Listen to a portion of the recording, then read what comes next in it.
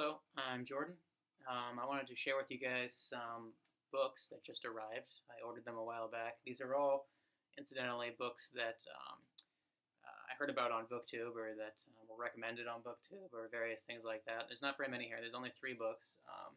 And they're also all spiritual texts, interestingly enough. First one is the Bhagavad Gita, which is a book I admit I had never even heard of, I don't think, until I saw Noah over at Everyone Who Reads It Must Converse talking about it. I think this is his favorite book, and I'm really looking forward to diving into this. I'm probably going to read this one soonest. Let me know what you guys think of this. I am really excited to delve into that one. The next one was a book that appeared on my Mooks and the Gripes bucket list book tag, and that is the Quran.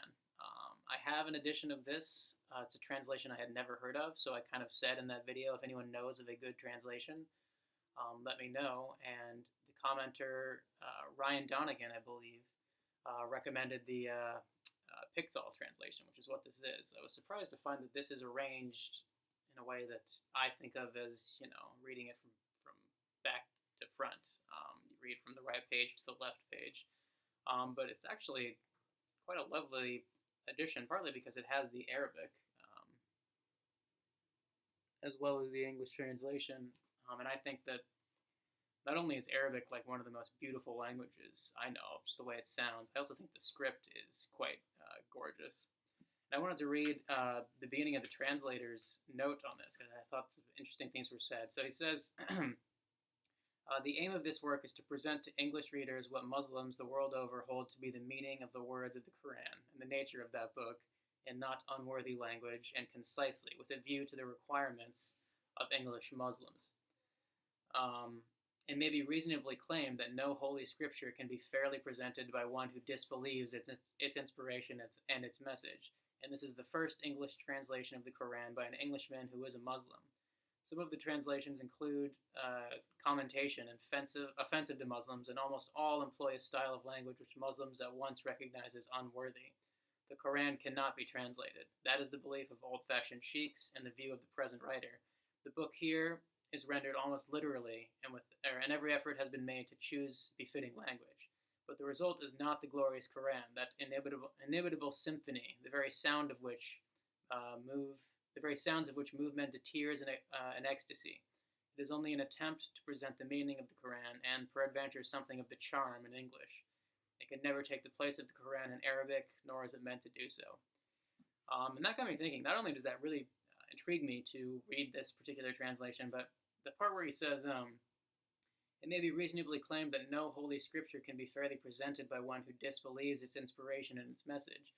How do you guys feel about that? Do you think that a holy scripture is best translated by a believer or a non-believer? At first I was skeptical of that, but then I realized I've been working my way through the King James Bible, and I'll be making my video on the New Testament quite soon. But, the King James Bible, that translation was translated by people who were certainly Christians, and it's gorgeous, it's beautiful. So I'm thinking that there may be something to the idea that a holy text is best translated by a believer. But anyways, let me know what you think. I'm looking forward to the Quran. I'm going to be getting to this as soon as I'm done with the New Testament, which will be quite soon.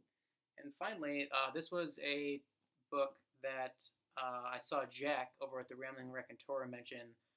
I don't think he's doing his library tour, and I'm not quite caught up. I don't think this book has actually appeared in the actual library tour itself yet, but he mentioned it offhand, and I was like, that is something I want. So I immediately went and ordered it.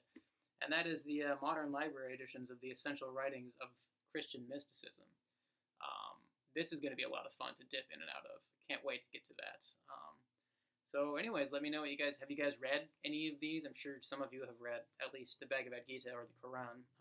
And if anyone is interested in doing like a read-along or something of this, or of any of the other ones for that matter, let me know. But yeah, I just thought I would share those, partly because, just as a thank you to BookTube, which I still owe to BookTube for all of the, just the way it has expanded my reading life in ways that I would never have happened if it weren't for this community. So thank you, BookTube, and thank you for watching. Have a good day.